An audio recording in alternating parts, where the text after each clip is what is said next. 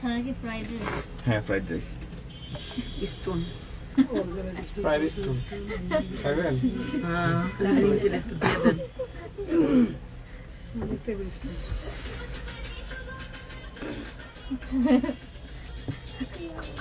ভাই চলে আমরা গাছ না দা। আচ্ছা কেউ জয়েন করেন? একটু সবাই একটু দেখেন একটু লাইভটা শেয়ার হয়েছে কিনা।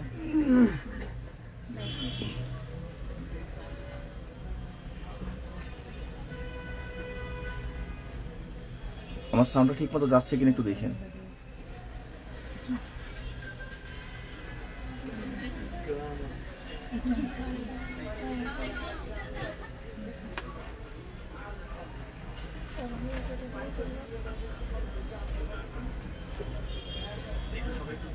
লেটে যাচ্ছে।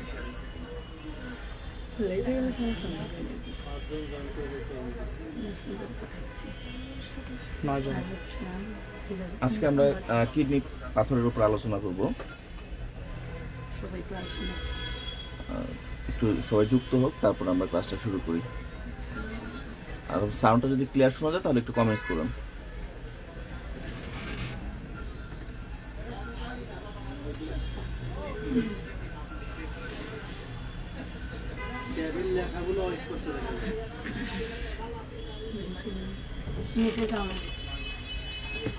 এবার আমরা 2 মিনিট ওয়েট করব, ইনশাআল্লাহ 2 মিনিট পরে আমরা আমাদের ক্লাস শুরু করব। আজকের আলোচনা বিষয় হচ্ছে কিডনি পাথর।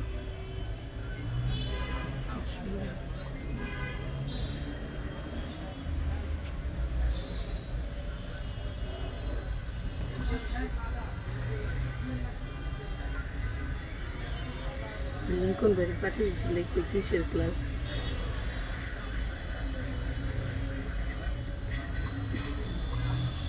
ফোকাস ছেড়ে দেন।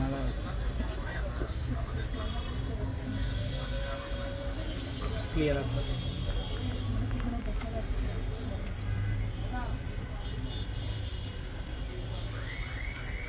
আচ্ছা, আমরা তো আমাদের কাঙ্ক্ষিত ক্লাসটি শুরু করি। হোমিওপ্যাথিতে খুব ইম্পর্টেন্ট একটি ডিজিজ বলা যায় এটা, কারণ আমরা প্রায় প্রতিনিয়ত এই কেসগুলো ফেস করি কিডনি পাথর নিয়ে, তাই না? কন্টিনিউয়াস আমাদের কাছে কিডনি পাথর রোগী আসে এবং আলহামদুলিল্লাহ আমাদের মেডিসিনের মাধ্যমে অনেকে উপকার পাচ্ছে। আবার অনেক সময় দেখা যাচ্ছে অনেক পাথর নিয়ে আমরা খুব বিড়ম্বনায় পড়ে যাই যে কোন পাথরটা ভালো হইব আর কোনটা ভালো হইব না, এই জিনিসটা আসলে বুঝতে পারি না এবং ট্রিটমেন্ট করতে থাকি। এক পর্যায়ে দেখা যাচ্ছে যে রোগী খুব জটিল কন্ডিশনে সার্জারির কাছে শরণাপন্ন হয়, তখন দেখা যায় যে একটা হোমিওপ্যাথির একটা ব্যাড ইমপ্রেশন পড়ে। কিডনি পাথর কি আসলে, কি পাথরটা কোথা থেকে আসে কে বলতে পারবেন? কিডনি পাথর কাকে বলে? Calcium oxalate. Calcium oxalate. মূলত পাথরটা কি, মানে কোথায় হয় পাথর? Major calyx, minor calyx. আচ্ছা, এক কথা হচ্ছে রেনাল সিস্টেমে যখন কোনোভাবে স্টোন ফর্মেশন হয় তখন ওইটাকে আমরা বলি রেনাল স্টোন, তাই না? রেনাল সিস্টেমের মধ্যে, রেনাল সিস্টেম বলতে আমরা বোঝাচ্ছি যে কিডনি, ইউরেথ্রা আর হচ্ছে ইউরিনারি ব্লাডার।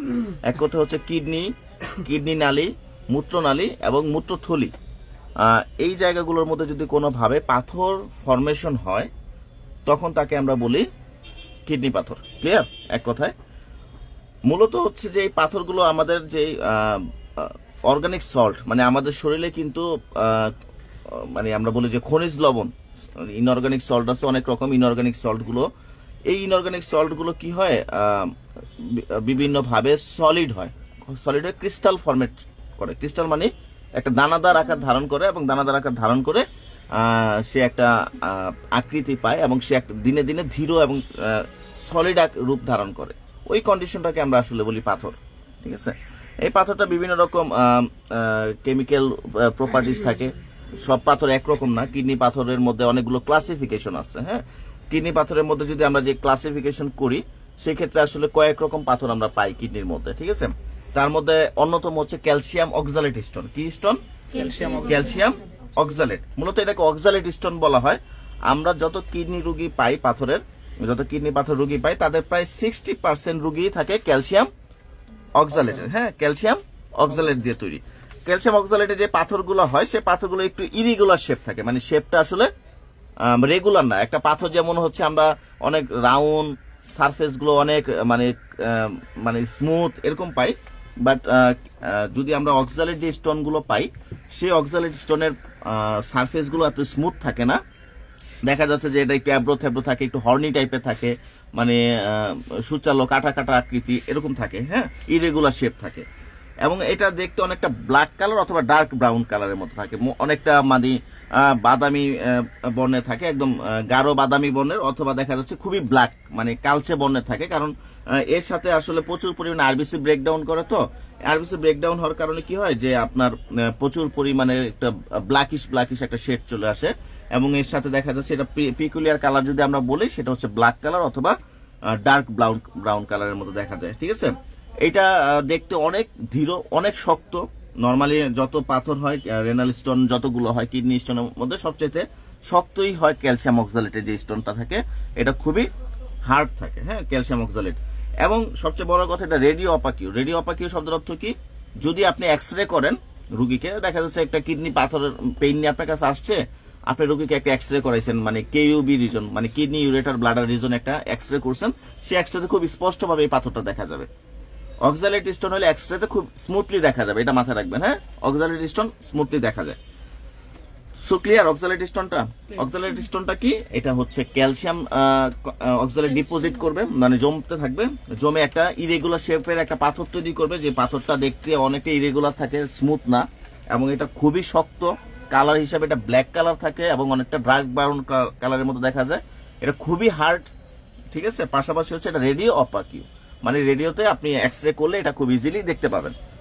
এই যে দেখেন এখানে যদি আপনি দেখেন, এটা হচ্ছে ক্যালসিয়াম অক্সালেট স্টোন। এটা কিন্তু মানুষের কিডনি থেকে পাওয়া একটা স্টোনের ছবি, হ্যাঁ, যদি একটু জুম করে তোলা, বাট স্টোনটা এরকমই হয়, ঠিক আছে। ক্যালসিয়াম অক্সালেটটা দেখতে এরকম হয়। এটা ব্রাউন কালার, কালারটা হচ্ছে ডার্ক ব্রাউন আর ব্ল্যাকিশ কালার। ব্ল্যাকিশ কালার তখনই হবে যখন আরবিসি ব্রেকডাউন করে ওটার মধ্যে মানে রক্ত জমে ওটার মধ্যে একটা কালার শেড চেঞ্জ করে নিয়ে আসে, তখন এটা মানে কালারটা চেঞ্জ হয়ে যায়। এটা হচ্ছে ডার্ক ব্রাউন কালারের মতো দেখা যাচ্ছে। ওকে, তারপরে যেটা পাই আমরা সেটা হচ্ছে ফসফেট স্টোন। কি স্টোন? Phosphate stone. এটাকে আরেক নামে ডাকা হয়, এটাকে বলা হয় ট্রিপল ফসফেট স্টোন, অথবা আমরা যদি আরো একটু ক্লিয়ারলি বলি, এটা মূলত ইনফেকশন জনিত কারণে হয়। কেন হয়? ইনফেকশন, বিভিন্ন রকম ইনফেকশন, রেনাল ইনফেকশন, যদি দীর্ঘমেয়াদী রেনাল ইনফেকশন থাকে, সেই দীর্ঘমেয়াদী রেনাল ইনফেকশন থেকে ট্রিপল ফসফেট স্টোন ডেভেলপ করে। ট্রিপল ফসফেট বলতে বোঝানো হচ্ছে এখানে 3 রকম ফসফেট যুক্ত হয়। একটা হচ্ছে ক্যালসিয়াম ফসফেট, একটা হচ্ছে অ্যামোনিয়াম ফসফেট, আর হচ্ছে ম্যাগনেসিয়াম ফসফেট। 3টা ফসফেট থেকে এই পাথরটা তৈরি হতে পারে, ক্যালসিয়াম ফসফেট, ম্যাগনেসিয়াম ফসফেট, আর হচ্ছে অ্যামোনিয়াম ফসফেট। সো এই ফসফেট স্টোন যদি আপনি কারো হয়, সেক্ষেত্রে যে পাথরটা হয় সেই পাথরগুলো খুবই স্মুথ থাকে, স্মুথ মানে শেপটা স্মুথ। আগেরটা আমরা শেপ পাইছি কি ইরেগুলার, মানে কোনো স্মুথনেস নাই, কোনো মানে আকৃতিটা ঠিক নাই, বাট এটার সারফেসটা একদম স্মুথ থাকে। এই জন্য আমরা অনেক সময় দেখা যায় ফসফেট স্টোন হলে খুব ইজিলি সে স্পন্টেনিয়াসলি পাস হয়ে যায় মূত্রনালী দিয়ে, হ্যাঁ, ফসফেট স্টোনটা খুব স্মুথলি পাস হয়। তবে অন্য স্টোনগুলো বিভিন্ন জায়গার মধ্যে অবস্ট্রাকশন হয়ে যায়, আটকায় যায়, বাট অক্সালেট ফসফেট স্টোনটা খুব ইজিলি বেরো যেতে পারে যদি সাইজ ফেভারেবল থাকে। আমরা সাইজ নিয়ে আলোচনা করবো যে কোন সাইজগুলো আসলে আমরা ফেভারেবল বলি। তারপর যে ব্যাপারটা থাকে সেটা হচ্ছে যে এটা যদি কালার বলা হয়, সেটা কালারটা হচ্ছে ডার্টি হোয়াইট, মানে সাদা রঙের মধ্যে ময়লা যদি লাগে যেরকম কালার দেখা যায় না, ডার্টি হোয়াইট, এরকম একটা কালার থাকে, ডার্টি হোয়াইট। এটাও রেডিও অপাকিউ। এটা যদি আপনি এক্স রে করেন মোটামুটি দেখতে পারবেন। দেখেন যে পাথরের ছবিটা ডার্টি হোয়াইট মনে হচ্ছে, ঠিক আছে, মানে ময়লাযুক্ত সাদা যেটা, হ্যাঁ, ডার্টি হোয়াইট কালার দেখা দেয়। তারপর যেটা দেখা 3 নাম্বার আমরা যেটা বলি সেটা হচ্ছে ইউরিক অ্যাসিড স্টোন। হ্যাঁ, ইউরিক অ্যাসিড বা আমাদের বডিতে কিন্তু ইউরিক অ্যাসিড প্রচুর পরিমাণে ডিপোজিট হয়, তাই না, জমে। বিভিন্ন খাবার থেকে আমরা ইউরিক অ্যাসিড কনজাম করি, সেই ইউরিক অ্যাসিডগুলো একটা সময় প্রচুর পরিমাণে জমতে থাকে, জমে কিডনি সে যখন ফিল্টার করতে পারে না, পর্যাপ্ত বের করতে পারে না, তখন কিডনির মধ্যে এগুলা ডিপোজিট হতে থাকে। ডিপোজিট হতে হতে একটা সময় সে কঠিন আকার ধারণ করে একটা পাথরের মতো আচরণ করে, ঠিক আছে। ইউরিক অ্যাসিড স্টোনটা নর্মালি হার্ড থাকে, খুবই শক্ত, হ্যাঁ। এটার যে সারফেস, এটা সারফেস স্মুথ থাকে। কিছু কিছু সময় 2-3টে ইউরিক অ্যাসিড একসাথে যুক্ত থাকে, অনেক সময় দেখা যায়, হ্যাঁ, মাল্টিপল থাকে, মানে একটার সাথে আরেকটা যুক্ত, কিন্তু সারফেসটা স্মুথই থাকে, ঠিক আছে। এটা যদি আপনি যদি কালার বলেন, এর কালার রেডিশ ব্রাউন কালার, ঠিক আছে। এটার কালার কি? Radish brown. আর আগেরটা কালার পেয়েছিলাম ডার্ক ব্রাউন, ঠিক আছে, যেটা হচ্ছে আমরা ক্যালসিয়াম অক্সালেট স্টোনের কালারটা হচ্ছে ডার্ক ব্রাউন, আর যদি ইউরিক অ্যাসিড স্টোনের কালার আমরা বলি এটা হচ্ছে রেডিশ ব্রাউন কালার, ঠিক আছে। আর এইটা কিন্তু রেডিওলুসেন্ট, মানে আপনি যদি এক্সরে করেন ইউরিক অ্যাসিড স্টোন সহজে দেখা যায় না। অনেক সময় রোগী বলবে আমার ব্যথা ব্যথা ব্যথা, আপনি এক্সরে করতেছেন কোনো কিছুই পাবেন না। মূলত এটা এক্সরেতে আসে না, রেডিওলুসেন্ট। এটা দেখার জন্য আইভিইউ করা লাগে, ইন্টারভেনাস ইউরোগ্রাম, ইন্টারভেনাস ইউরোগ্রাম। তার মানে দেখছেন দুইটা স্টোন কিন্তু আপনার ফেভারেবল ছিল মোটামুটি, তাই না? আপনি যখন এক্সরে করছেন মোটামুটি পেয়ে গেছেন, বাট আপনার আইভিইউ ছাড়া কিন্তু আপনি ইউরিক অ্যাসিড স্টোনটা দেখতে পাবেন না। হ্যাঁ, যখন আপনি আইভিইউ করবেন তখন আপনি এটাকে ক্লিয়ার কনফার্ম করতে পারবেন যে এটা আসলে ইউরিক অ্যাসিড স্টোন কি না, ঠিক আছে। হ্যাঁ, ইউএসজি তে ম্যাক্সিমাম সময় আমরা পাওয়া যায়, তবে ইউএসজি তে কনফার্ম বেশি করে হচ্ছে আইভিইউ, ইন্টারভেনাস ইউরোগ্রামটা আমরা, ঠিক আছে, ইন্টারভেনাস ইউরোগ্রাম করার চেষ্টাটা করব। এই যে কালারটা দেখেন, দেখছেন রেডিশ ব্রাউন, দেখছেন রেডিশ ব্রাউন কালার, ক্লিয়ার। এরপর হচ্ছে ক্রিস্টিন স্টোন, এইটা খুবই রেয়ার। এটা আমাদের যদি বলি যে প্রতি 10,000 মানুষের মধ্যে হয়তো বা 20 জন বা এরকম পাওয়া যায়, বা তারও কম। হ্যাঁ, খুবই কম, রেয়ারলি বলা যায় একটা আনকমন একটা অবস্থায় আমরা পাই ক্রিস্টিন স্টোন। ক্রিস্টিন স্টোনের যদি আমরা বলি, শেপ বলি, এটাও খুব হার্ড থাকে এবং মাল্টিপল থাকে। ক্রিস্টিন স্টোন গুলো অনেকগুলো একসাথে থাকে, ঠিক আছে, মাল্টিপল আকার থাকে। এবং এটাও রেডিও অপাকিউ, মানে আপনি এক্সরে যেটা দেখতে পাবেন। এবং এর কালারটা হচ্ছে পিঙ্ক কালার। কিন্তু যখন ক্রিস্টিন স্টোন একটা ভালো বৈশিষ্ট্য হচ্ছে যখন কোনোভাবে এটা বেরোয় যায়, মানে মূত্র নালী দিয়ে বা কিছুতে বেরোয় গেছে স্পন্টেনিয়াসলি যদি বেরোয় যায়, তাহলে এটা দেখা যাচ্ছে কালার চেঞ্জ করে ফেলে। যখন সে বাতাসে চলে আসে তখন এর কালার গ্রিন হয়ে যায়। ভিতরে থাকে হচ্ছে মোটামুটি পিঙ্ক কালার, যখন সে বেরোয় চলে আসে তখন এটা গ্রিন হয়ে যায়। এই যে পিঙ্ক কালারের মতো দেখা যাচ্ছে এটা, বা যখন এটা বেরোয় যাবে তখন এটা গ্রিন কালারের মতো একটা আকার ধারণ করে। এরপর হচ্ছে জ্যান্থিন স্টোন। জ্যান্থিন কিন্তু একটা আমাদের ওয়েস্ট প্রোডাক্ট বডি, তাই না? জ্যান্থিন কিন্তু বের হয়ে যাওয়ার কথা ইউরিনের সাথে। তো জ্যান্থিন যখন জমতে থাকে বডিতে, তখন কিডনি যখন এটাকে ফিল্টার করতে পারে না ঠিক মতো, তখন এক ধরনের পাথর তৈরি হয়, যেটা অনেকটা স্মুথ থাকে সারফেস গুলো। এটা খুবই এক্সট্রিমলি রেয়ার, এটা আসলে জ্যান্থিন জমার সম্ভাবনা খুবই কম, এরকম রোগী পাওয়া যায় না বললেই চলে।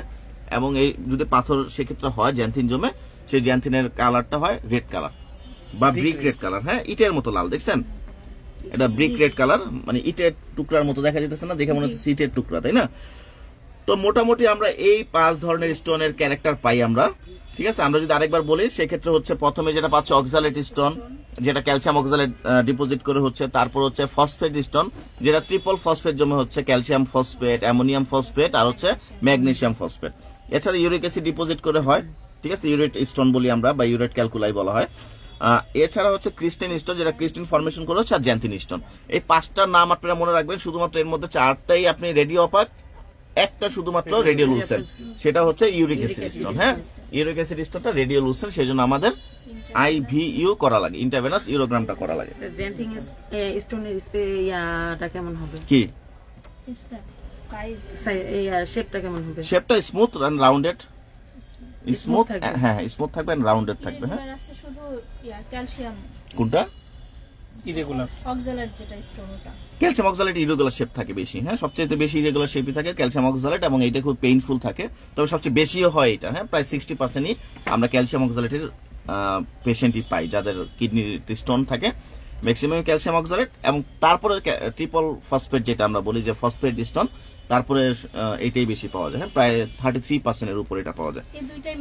এই দুইটাই মেইনলি পাওয়া যায়, কারণ ট্রিপল ফসফেট স্টোনটা মূলত হচ্ছে ইনফেকশাস। কারণ ফ্রিকুয়েন্টলি যদি কারো ইউটিআই হয়, দেখবেন যে ওই রোগীগুলো আপনি একবার কিডনি পাথর অপারেশন করছে, আবার কয়েকদিন পরে আবার হইতেছে, কারণ তার হচ্ছে ইনফেকশন, তো আর অপারেশন করে ফেলে দেওয়া যায় না। আপনি স্টোনটাকে ফেলে দিচ্ছেন, ইনফেকশন তার ফেলে দেওয়া যাবে না, ঠিক আছে। আচ্ছা, ইটিওলজি যদি আমরা বলি যে কারণ কি কি কারণ আসলে রেনাল স্টোনটা হয়, রেনাল স্টোনের প্রথমে যে ব্যাপারটা থাকে সেটা হচ্ছে ভিটামিন এ ডেফিসিয়েন্সি কারো থাকে। ভিটামিন এ ডেফিসিয়েন্সি যদি কারো থাকে, তার রেনাল স্টোন হওয়ার সম্ভাবনা অনেক বেশি থাকে। এই জন্যই, কারণ আমাদের যে সারফেস এপিথেলিয়াম গুলো আছে তার অ্যাক্টিভিটি মেনটেন করে হচ্ছে ভিটামিন এ। যদি ভিটামিন এ ডেফিসিয়েন্সি থাকে তাহলে এপিথেলিয়াম অ্যাক্টিভিটি গুলো কমে যায়। তখন দেখা যাচ্ছে যে অ্যাবজর্পশন ক্ষমতা যেটা আছে, মানে আমাদের ইউরিনারি ট্র্যাক্টে যে অ্যাবজর্ব করার ক্ষমতা, সেই অ্যাবজর্ব করার ক্ষমতাটা কমে যায়। অর্গানিক সল্ট গুলো এখানে, সরি ইনঅর্গানিক সল্ট গুলো এখানে জমতে থাকে। এই জমার কারণে ওই জায়গার মধ্যে একটা স্টোন ফর্মেশন করতে পারে। এটা হচ্ছে ডিক্রিজ ইউরিনারি সাইট্রেট। মানে আপনি যে আমরা সাইট্রেট যে ইয়াগুলো আছে সেগুলো যদি কোনোভাবে কমে যায়, সাইট্রাস গুলো যদি কমতে থাকে তখনও এটা হতো। রেনাল ইনফেকশন, যে কথাটা আমি একটু আগে বলে আসলাম, যে বিভিন্ন রকম ইনফেকশন থেকে কিডনিতে পাথর হইতে পারে। Adequate urinary drainage and urinary stasis, মানে অনেক সময় দেখা যাচ্ছে আপনার প্রস্রাব ঠিক মতো হয় না অনেক মানুষের, হ্যাঁ, যেমন প্রোস্টেট এনলার্জমেন্ট হতে পারে আপনি স্ট্রিকচার ইউরেথ্রা, বা অনেক সময় ওভার অ্যাক্টিং ব্লাডার থেকে হইতে পারে, বা অনেক সময় দেখা যাচ্ছে যে আপনার আমাদের ইউরিনারি যে ব্লাডার থাকে সেই ব্লাডারের যে নেক থাকে, নেক তো চিনেন, ব্লাডারের নেক, তাই না? নেকের মধ্যে যদি কোনো রকম অবস্ট্রাকশন থাকে অথবা নেকের মধ্যে যদি কোনো রকম আপনার প্রতিবন্ধকতা তৈরি হয়, তখনও প্রস্রাব যখন ঠিক মতো পাসেস না হবে তখন ওইখানে জমতে থাকে, জমে একটা স্টোন ফর্মেশন করতে পারে। এছাড়া প্রলং ইমোবিলাইজেশন, অনেক মানুষ আছে যারা দীর্ঘ সময় বিছানায় শোয়া, হ্যাঁ, যেমন প্যারালাইসিস হয়ে গেছে অথবা সে নড়াচড়া কম করে, এরকম মানুষ যারা হচ্ছে সকালে অফিসে গিয়ে বসছে রাতে এসে ঘুমাইতেছে, মানে কোনো মুভমেন্ট নাই, ফিজিক্যালি যাদের মুভমেন্ট কম থাকে এজন্য কিন্তু স্টোন হওয়ার সম্ভাবনাটা অনেক বেশি থাকে। এবং হাইপার প্যারাথাইরয়েডিজম, হাইপার প্যারাথাইরয়েডিজম থাকলে কি হয়, ক্যালসিয়াম জমতে থাকে বডির মধ্যে প্রচুর পরিমাণে, হ্যাঁ, ক্যালসিয়াম জমতে থাকে। হাইপার প্যারাথাইরয়েডিজম কোন জায়গার রোগ বলেন তো, কোন গ্ল্যান্ডের সমস্যা এটা? প্যারাথাইরয়েড মানে গ্ল্যান্ডের সমস্যা, ঠিক আছে। সো প্যারাথাইরয়েড গ্ল্যান্ডে যখন বেশি পরিমাণ আপনার প্যারাথাইরয়েড হরমোন সিক্রেশন করে তখন কি হয় যে আপনার ক্যালসিয়াম ডিপোজিটের পরিমাণ বেড়ে যায়, এবং ক্যালসিয়াম ডিপোজিট বাড়লে তখন পাথর হইতে পারে। এই হচ্ছে কজেশন, যে আমরা যে পাথরগুলো হচ্ছে এই পাথরগুলোর কারণ সম্পর্কে আমরা জানলাম এবং পাথরগুলোর ক্যারেক্টার সম্পর্কে জানলাম। তো এখন যদি আমরা আরেকটু ক্লিয়ারলি বলি যে আসলে পাথরগুলো কোথায় কোথায় হয় মূলত, হ্যাঁ, আমরা গত ক্লাসে কিডনি নিয়ে আলোচনা করছিলাম, তাই না? মোটামুটি কিডনির যে এই জায়গাটাকে বলা হয় পেলভিক্স, রেনাল পেলভিক্স, হ্যাঁ, রেনাল পেলভিক্স। সো রেনাল পেলভিক্স এর মধ্যে ম্যাক্সিমাম সময় আমরা স্টোন গুলো পাই, রেনাল পেলভিক্সে পাই। তো রেনাল পেলভিক্সে দেখা যাচ্ছে এই অংশগুলোকে বলা হয় মাইনর ক্যালিক্স, আর এখানে মেজর ক্যালিক্স, তাই না? So major calyx, minor calyx, এইসব জায়গাগুলোর মধ্যে মনে করেন এইভাবে স্টোন গুলো থাকতে পারে অনেক সময়, হ্যাঁ, জাস্ট এইভাবে। এগুলো আমাদের স্টোনের যদি বলি এইভাবে স্টোন গুলো থাকে, বিভিন্ন কালার স্টোন আছে আমাদের কাছে। সো এই যে এখানে যে কালার গুলো ছিল এই কালার গুলো এখানে আছে, খেয়াল করছেন? এই স্টোন গুলোই হয়। সো স্টোন গুলো কি হয় জানেন, ম্যাক্সিমাম সময় স্পন্টেনিয়াস এদিক দিয়ে বেরো যেতে পারে। এটার নাম কি? ইউরেটার। ইউরেটার, হ্যাঁ, ইউরেটার দিয়ে সোজা মূত্রথলিতে চলে যেতে পারে যদি তার সাইজ ফেভারেবল থাকে। এখন কোন সাইজটা যাবে এইটাই খুব ইম্পর্টেন্ট ব্যাপার, কারণ আমরা তো দুনিয়ার সব রোগী ট্রিটমেন্ট করি পাথরে, তাই না? যে আসলে কোনটা যাবে আর কোনটা যাবে না এটাও জানি না। অনেক সময় জ্বরে বক মরে, হোমিওপ্যাথির কেরামতি পারে, এরকমটাও হয়। আবার অনেক সময় সত্যি সত্যি কাজ করে, কিন্তু সেটা আসলে আমরা বুঝতে পারি না যে কোন অবস্থায় কাজ করবে এবং কোনটা কাজ করবে না। আসলে আকাশ কুসুম অনেক সময় আমরা অনেক কিছু করে ফেলি যেটা আসলে উচিত না। সো মূলত আমাদের যে ইউরেটারটা, সেই ইউরেটারটা হচ্ছে যদি আমরা বলি যে এখানে একটু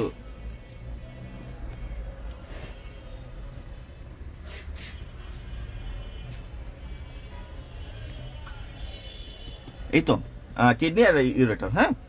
সো ইউরেটার যদি আমরা বলি, ইউরেটারের নর্মাল সাইজ হচ্ছে প্রায় 25 সেন্টিমিটারের মতো। কত?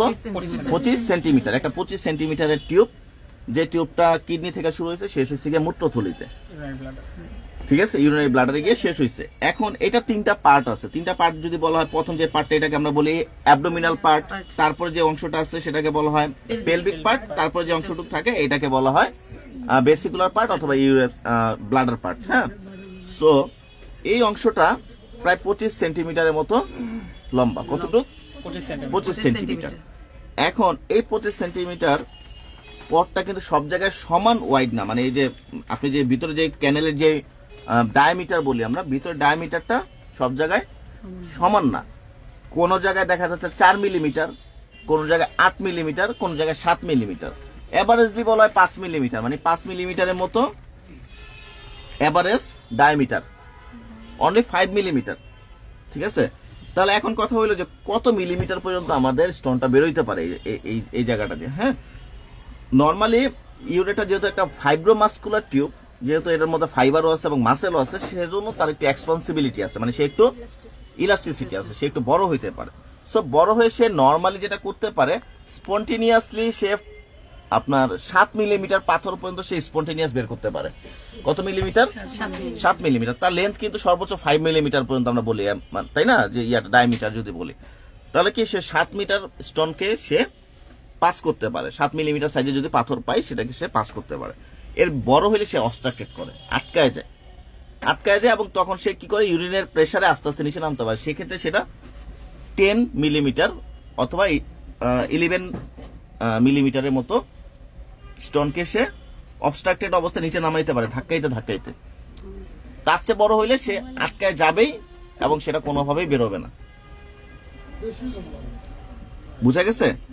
যদি কোনোভাবে 11-এর উপরে হয় তাহলে সে আটকায় যাবে, কোথাও না আটকেলে সে ব্লাডারের কাছাকাছি এসে সে আটকায় যাবে। এটাকে অনেক সময় দেখবেন যে আপনার আল্ট্রাসাউন্ড সোনোগ্রাফিতে লেখা থাকে ভেসিকো ইউরেথ্রাল জাংশনের মধ্যে একটা পাথর দেখা দিতেছে, তার মানে এই জায়গায় এসে সে আটকে গেছে, মূত্র থলির মধ্যে ঢুকতে পারতেছে না, এই জায়গায় এসে সে আটকে গেছে। ক্লিয়ার? ভেসিকো ইউরেথ্রাল জাংশনের মধ্যে এসে আটকে গেছে কারণ তার সাইজটা খুবই বড় ছিল। ঠিক আছে? সো এই ব্যাপারগুলো অবশ্যই আপনার মাথায় রাখতে হবে যে কত মিলিমিটার স্টোনকে আপনি পাস করতে পারেন। স্পন্টেনিয়াসলি 7 মিলিমিটার, সেক্ষেত্রে 35% মানুষের ওষুধই লাগে না, অটোমেটিক্যালি 7 মিলিমিটার স্টোন চলে যায়। আমি ম্যাক্সিমাম রুগী 7 মিলিমিটার পর্যন্ত পাইলে বলি আপনি বেশি করে পানি খান, এটা অটোমেটিক্যালি চলে যাবে। বাট 7-এর যদি উপরে থাকে সেক্ষেত্রে তাকে কিছু পরিমাণ ওষুধ দেওয়া লাগবে, যে ওষুধ দেওয়ার কারণে এই নালীটা ডাইলেট করে। মানে ডাইলেট মানে কি? প্রসারিত হয়। অ্যালোপ্যাথরাও করে, এটাকে বলা হয় ইউরেথ্রিয়ার ডাইলেটর। যেমন ওরা ট্যামসোলোসিন হাইড্রোক্লোরাইড ইউজ করে, ইউরেম্যাক্স নামে কিছু ওষুধ আছে, এই ওষুধগুলো ব্যবহার করে। আমাদের ক্ষেত্রে আমাদের যে ওষুধগুলো আছে সিমটোমেটিক, আমরা ওষুধগুলো ব্যবহার করলে মোটামুটি এই ফেভারটা পাই যে ওইখানে ডাইলেট করে ওইটা বের করতে সাহায্য করে। ঠিক আছে? মানে মূত্রনালীটা প্রসারণ করতে পারে। এখন কথা হলো যে আপনারা রিস্ক নেবেন না 11 মিলিমিটার বা 12 মিলিমিটার উপরে, সেটা যদি কোনোভাবে বেসিক ইউরেথ্রাল জাংশন আটকায় যায় সেই ক্ষেত্রে এই জায়গায় সার্জারি বেস্ট। এখানে কিন্তু কোনোভাবে গোরামি করে ওষুধ খাওয়ায় 6 মাস 1 বছর 6 বছর ভুগাবেন, এই কাজটা করা যাবে না। ঠিক আছে? এখন এটা তো মূত্রনালীতে গেল, কিডনি নালীতে, তারপরে মূত্রথলিতে গিয়ে এসে পড়বে, তাই না? থলির পরেও সেম আমাদের যে একটা ক্যানেল থাকে এটাকে বলা হয় মূত্রনালী বা ইউরেথ্রা। ইউরেথ্রা প্রায় মেলদের ক্ষেত্রে একটু বড় থাকে, প্রায় 25 সেন্টিমিটারের মতো লম্বা, ছেলে আর মেয়েদের ক্ষেত্রে 8 থেকে 10 সেন্টিমিটারের মতো একটা পথ পাড়ি দেয় এই নালীটা। সেজন্য মেয়েদের যদি ইউরেথ্রা ক্যালকুলাস থাকে খুব ইজিলি পাস হয়ে যায়, ছেলেদের ক্ষেত্রে খুব ডিস্টার্ব করে, খুব দেরিতে পাস হয়। এরও ডায়ামিটার যদি আমরা বলি এটাও প্রায় 6-7 মিলিমিটার পর্যন্ত ওয়াইড হইতে পারে। তার চেয়ে যদি বড় হয় সেক্ষেত্রে এখানে আটকে যাওয়ার সম্ভাবনা থাকে, তবে 7 মিলিমিটার পর্যন্ত এই জায়গা দিয়েও সে স্মুথলি বের করতে পারে। ঠিক আছে? তো এই হচ্ছে নর্মালি আমাদের পাথরে যদি আমরা বলি যে কোথায় আটকাবে আর কোথায় আটকাবেন, এই জিনিসগুলো যদি আমরা ক্লিয়ার করলাম, বুঝতে পারছেন? সো এই রিস্কগুলো আপনি অবশ্যই চেষ্টা করবেন যে আপনি জানার জন্য। 2 থেকে 4 মিলিমিটার পাথর 90% অটোমেটিক বের হবে, 4% পাথর 90% অটোমেটিক্যালি বের হয়ে যাবে। ঠিক আছে? 2 থেকে 4 মিলিমিটার যদি কারো পাথর থাকে, 5 থেকে 7 হইলে প্রায় 60% পাথর স্পন্টেনিয়াস বের হয়। কিন্তু 7-এর যখন উপরে চলে যায় 8, 9, 10 তখন ওষুধ লাগবে। 5 থেকে 7 হলে কি ওটা আমরা মানে পানি খেতে বলবেন। যদি পেইন টেন থাকে আপনি পেইন রিলাইভের ওষুধগুলো দিতে পারেন। হ্যাঁ, মানে পেইন রিলাইভ করার চেষ্টা করবেন। সেক্ষেত্রে পেইন রিলাইভ করলে তো অটোমেটিক্যালি ওইখানে আপনার আমাদের ডাইলেটর হিসেবে কাজ করে। যেহেতু স্টোন আছে, পেইন টেন থাকতে পারে, আপনি তখন পেইন ম্যানেজমেন্ট গুলো দিবেন।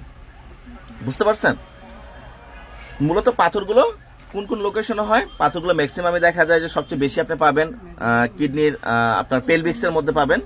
ঠিক আছে? যেটাকে বলা হয় ইউরেথ্রোপেলভিক জংশন বা পেলভিক ইউরেথ্রাল জংশন বলা হয় এই জায়গাটার মধ্যে। ঠিক আছে? এইসব জায়গার মধ্যে সবচেয়ে বেশি হয়। এরপরে কিছু সময় এসে আপনার নিচে নেমে আমাদের এই যে বেসিক ইউরেথ্রাল জংশনের মধ্যে জমে যায়, হ্যাঁ, যেটাকে আমরা মূত্রথলি এবং কিডনি নালীর মুখ বলি আর কি, হ্যাঁ, জাংশন, এই জায়গাটার মধ্যে জমে। এরপরে কি হয় যে কিছু পাথর এসে জমে হচ্ছে এই জায়গাটার মধ্যে বেসিক ইউরেথ্রাল জংশন, মানে মূত্রথলি থেকে নিচে নামার পরে, মূত্রথলি থেকে ঠিক নিচে নামতে গেলে এইখানে এই পয়েন্টের মধ্যে কিছু পাথর জমে যায় এই জায়গাটার মধ্যে। ঠিক আছে? হ্যাঁ, এটা হচ্ছে বেসিক ইউরেথ্রাল জাংশন। ঠিক আছে? এই জায়গাগুলোর মধ্যে পাথরগুলো জমে যেতে পারে, আটকায় যায়, অবস্ট্রাকশন বলি আমরা। এখন পাথর যদি হয় তাহলে আপনি কিভাবে বুঝবেন আসলে লক্ষণ কি? হ্যাঁ, আমরা যদি লক্ষণের কথা বলি, কিছু কিছু সময় অ্যাবসেন্স অফ সিমটমসই থাকে, রোগী বুঝতেই পারে না তার পাথর আছে। ঠিক আছে? পাথর যদি বড় হয় অনেক রোগী বুঝতে পারে না, পেইন থাকে না। হ্যাঁ, অনেক সময় এটা থাকে যখন পেলভিক্সে আটকায় যায়। পেলভিক্স তো একটা বড় জায়গা, এখানে তো আসলে ব্যথা তৈরি করার কোনো সুযোগ নাই, তখন এই জায়গার মধ্যে অনেক পাথর থাকে। তখন আপনার দেখা যায় যে রোগীর খুব একটা সিমটম থাকে না, ম্যাক্সিমাম সময় বাইলেটারালি হয়, অনেক সময় দুই কিডনিতে হয়ে গেছে পাথর, কিন্তু রোগী বুঝতে পারতেছে না কোথায় হইলে পেলভিক্সে আছে কোনো পাথর। তখন দেখা যাচ্ছে আপনি হুটহাট কোন আলট্রাসোনোগ্রাফি করছেন কোনো কারণে, তখন দেখা যাচ্ছে যে একটা পাথর দেখা যাচ্ছে পেলভিক্সের মধ্যে। এটা অ্যাবসেন্স অফ সিমটমসই বলি আমরা। তবে এই ক্ষেত্রে রোগীর যদি পাথরটা বড় থাকে কোনো কোনো ক্ষেত্রে, তখন অন্য অন্য লক্ষণ দেখা দেয়, সেটাকে বলি আমরা ইউরেমিয়া। কি দেখা দেয়? ইউরেমিয়া। ইউরেমিয়া, হাইপার ইউরেমিয়া, বা আপনার ইউরিয়ার পরিমাণ বেড়ে যায়। ইউরিয়ার পরিমাণ যখন বেড়ে যায় তখন যে লক্ষণগুলো দেখা যায় তার মধ্যে অন্যতম হচ্ছে ক্লান্তি, বমি বমি ভাব, হ্যাঁ, বমি হওয়া, মাথা ঘুরানো, হ্যাঁ, এই জিনিসগুলো দেখা যায়। ব্যাড ব্রেথ, নিঃশ্বাসের সাথে খুব বাজে একটা গন্ধ, মুখের টেস্ট নষ্ট হয়ে যায়, কপার টেস্ট পায় রুগী, হ্যাঁ, মানে মেটালিক টেস্টের মতো একটা টেস্ট আসতে থাকে মুখের মধ্যে, মানে খুব ভালো টেস্ট থাকে না, বিটার টেস্ট থাকে এরকম একটা অবস্থা তৈরি হয় রোগীর মধ্যে। কখন? যখন হাইপার ইউরেমিয়া বা ইউরেমিয়া দেখা দিতেছে রোগীর মধ্যে, হ্যাঁ। এবং এটা কিন্তু একটা প্যাথোলজিক্যাল কন্ডিশন, কিন্তু রোগী বুঝতে পারতেছে না, কারণ রোগী তো পাথরের ব্যথা নাই। সেই জন্য কিন্তু আমরা অনেক সময় দেখা যাচ্ছে ওই জায়গাকে চিন্তাও করি না যে কিডনিতে পাথর আছে কিনা। তখন দেখা যাচ্ছে আমরা বমি বন্ধ হওয়ার জন্য গ্যাস্ট্রিক ওষুধ হাবি যাবি, মানে আমরা হোমিওপ্যাথি করে আমাদের ওইভাবে ওষুধ দেওয়ার চেষ্টা করি, কিন্তু এই জায়গাটার মধ্যে আসলে অনেক সময় একটা বড় পাথর থাকে। এই পাথরটার জন্য এই সমস্যাগুলো দুই কিডনিতে হইতে পারে, এটা লক্ষণ নাই, পেইন নাই, যেহেতু রোগী বুঝতে পারে না, অ্যাবসেন্স অফ সিমটমস, মানে সিমটম ছাড়া থাকে এই জায়গাটার মধ্যে। তো এই অবস্থায় রোগীর মধ্যে খুব একটা চেঞ্জ থাকে না, শুধুমাত্র লক্ষণগুলো কি থাকে? হাইপার ইউরেমিয়া বা ইউরেমিয়ার যে সাইনগুলো আছে সেই সাইনগুলো দেখা যায়। ইউরেমিয়ার সাইনগুলো কি কি?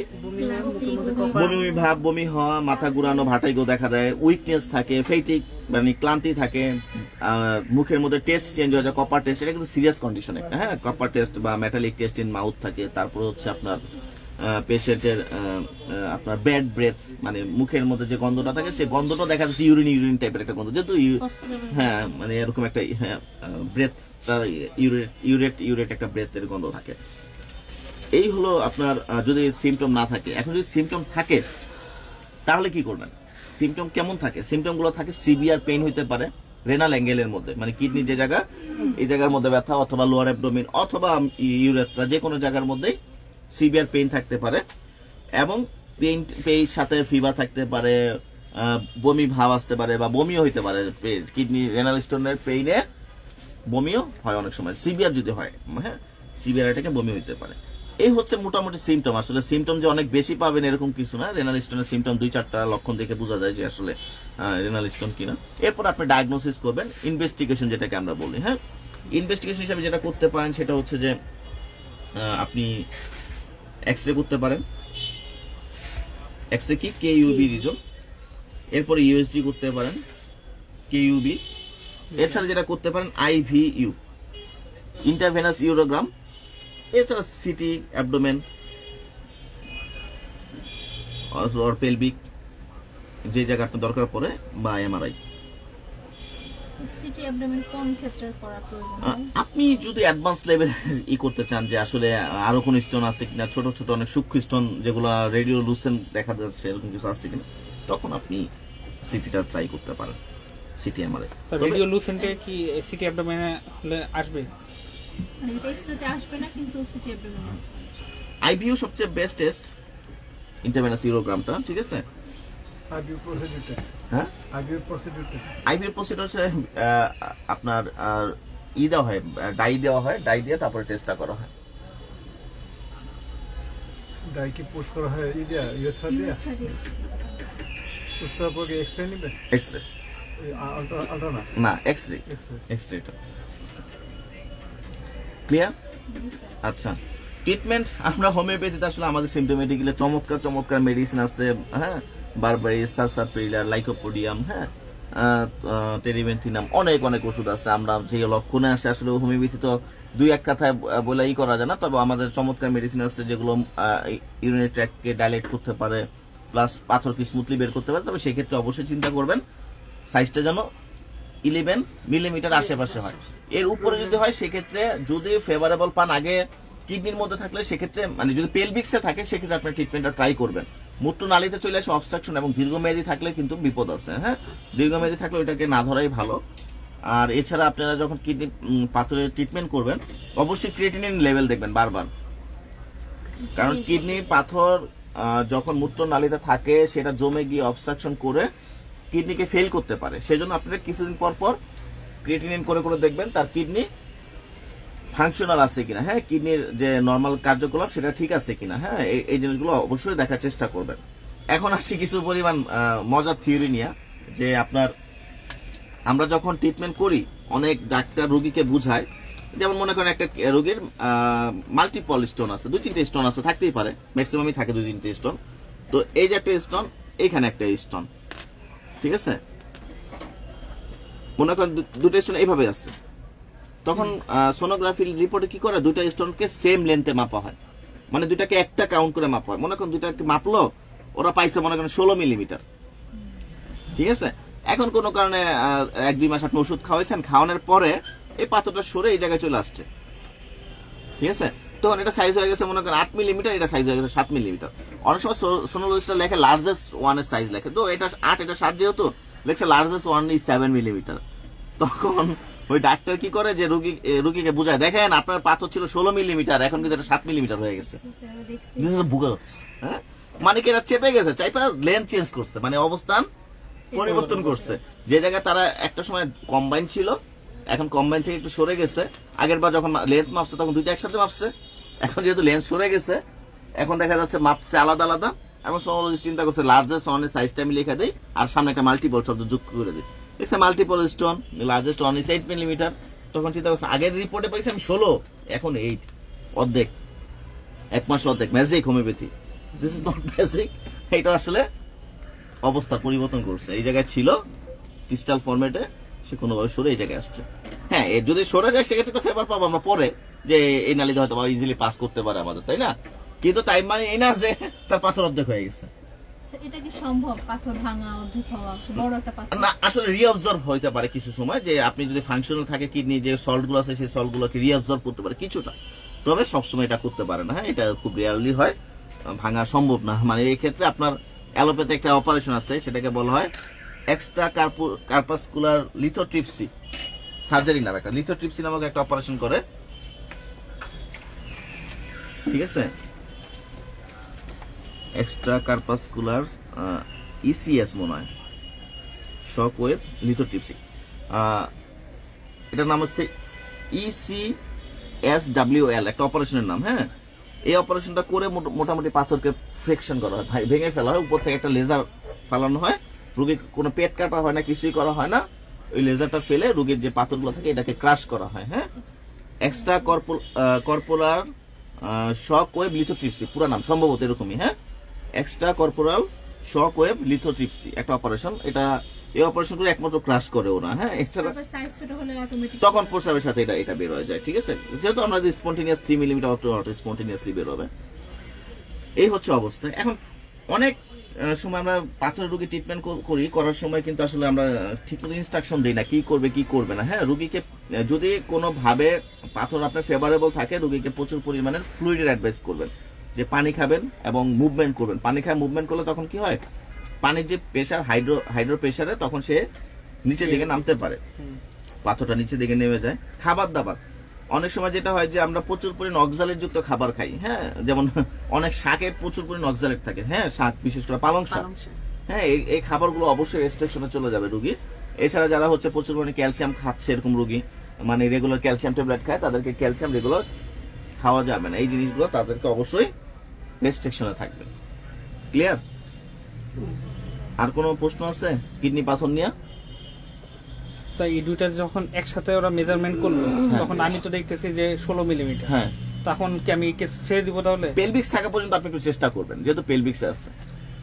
ইয়াতে ওই যে ভেসিকুলার ইয়াতে গেলে জাংশনে গেলে তখন ওটা রিস্ক নাও দরকার। ঠিক আছে, যদি পেইন না থাকে, পেইন কমাইতে না পারলে তখন ছেড়ে দিবেন। পেইন যদি কমে থাকে বা পেলভিক্স আছে, কোনো হাইড্রোনেফ্রোসিস ডেভেলপ করতেছে না, ওই পর্যন্ত আপনি ট্রাই করবেন।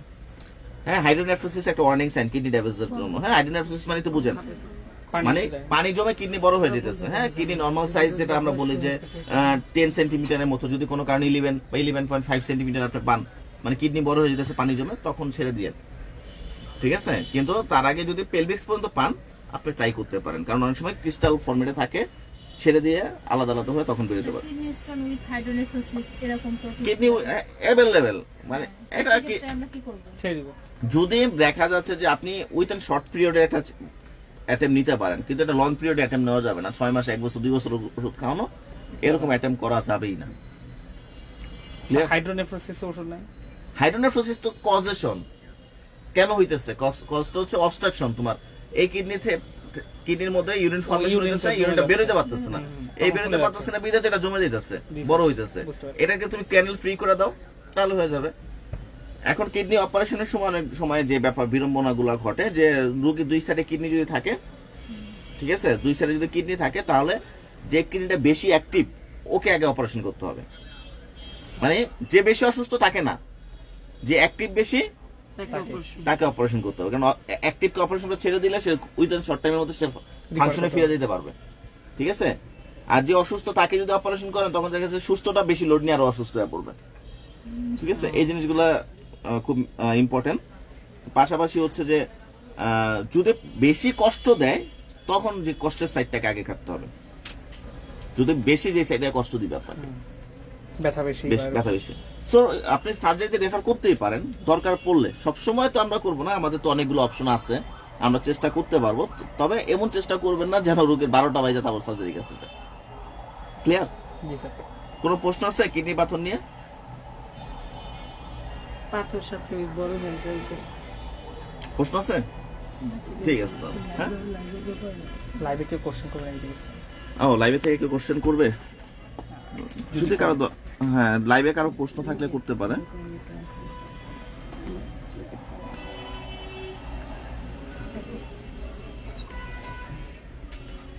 না, প্রশ্ন মনে হয় নাই। কারো কোনো প্রশ্ন থাকলে কমেন্টসে করতে পারেন লাইভ থেকে। 1 মিনিট টাইম।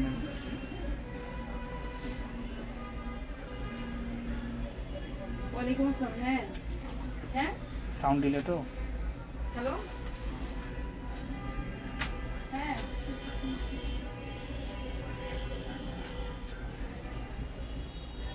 আচ্ছা, তার মনে কারো প্রশ্ন নাই, আমরা বেরোতে পারি লাইভ থেকে ইনশাল্লাহ। হ্যাঁ, আমাদের আবার পরবর্তী কোনো লাইভে দেখা হবে ইনশাল্লাহ। সবাই ভালো থাকবেন। আসসালামু আলাইকুম।